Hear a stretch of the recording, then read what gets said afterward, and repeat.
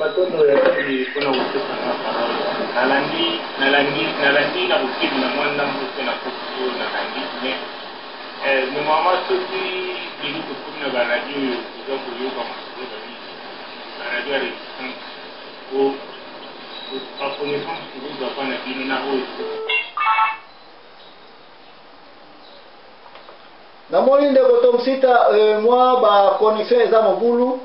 mais soko za na ligne okoki ko reprendre mais lokola okata ni problème ezali te. Est-ce que papa Mawabi na place mama akwala auti koloba ozala likambo ya koloba yambo ete ngako akopesa aiguillage na rai okokotsa biso na nzela ya baboto yo pe manto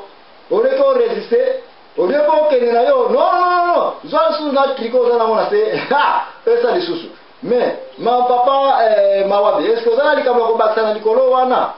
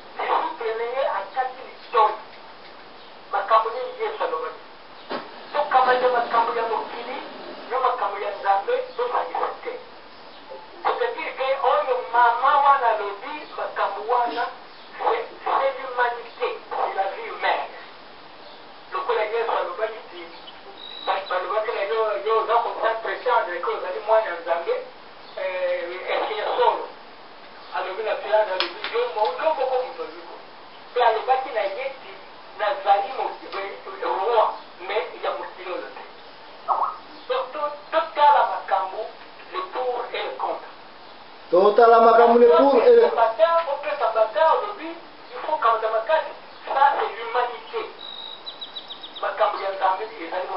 awa challenge siliko kota awa na ebite mama kwala na peso suma loba parce que na moni challenge e bendani awa mama kwala avula ten po bimisa challenge oyo entre yo contre papa Mawabi. Merci papa Zambo na l'émission na kitoko oyebi bato mingi bakanisaka ke bolingo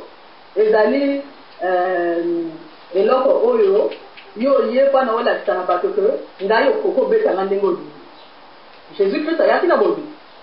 mais bolingo lingi ko loba te laisser aller bato mingi ba comprendre bolingo na laisser aller ezali laisser aller te na kaki moto azalaki contre ba politicien na kanisa ezalaki Jésus Christ c'est que parce que ba romain bazali banana bazali ba tero ba fela ko konza na Jérusalem pendant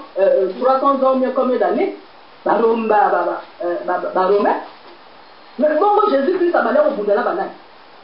et tout ya Jésus Christ oya bana ko le bana ba parabole après la nina bana ko le bana ba parabole mais c'était parce que a évité ba politicien mais soki les lobbies sont les lots ko benga ba politicien mais dans le temps ba ko benga bango ba politicien et ça la romain wana et ça dit bango ba kena ko Israël alors là Jésus Christ a lutté contre bango maintenant à côté ko le ba polélité il fallait le ba parabole wana bango ba yiba ba parabole wana te oya bana ko le ba mais à chaque fois ya ko le ba parabole après discuter na ba ko na parabole wana il a ko le ba nini mais ndeko nanga yo kasi Jésus Christ azalaki moto oya yakaki wana vanda kaka tranquille non parce qu'il y a dit que le verbe la parole na ye ya ko ko et effectivement c'est ce qu'il faisait. Donc, parole, et le qui on doki.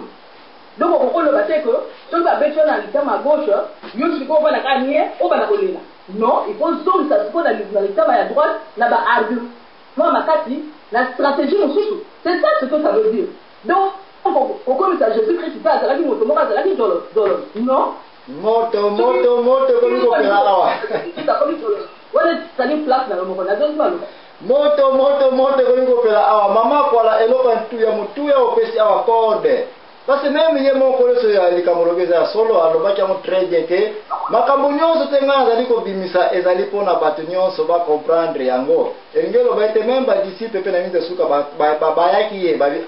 mais yo makambo okomi koloba ere mosusu mpe ko nani yango aza kocomprendre yango mais ndenge yo olobi na ndenge nayo mama akwala na banza motu moko akoki kochalenge yango azali teke nkolo eso aza koloba makambo mosusu mpona koprovoke mpe directement bato bacomprendre teke azolobela bakonzi ya mboka noki baya koprovoke banini bakokangama na banini likambo na tana yango tana ekobaka ekolo eso abimisaki polele mpe akangamaki mais soki asala ngo ntango azali na 12 na banza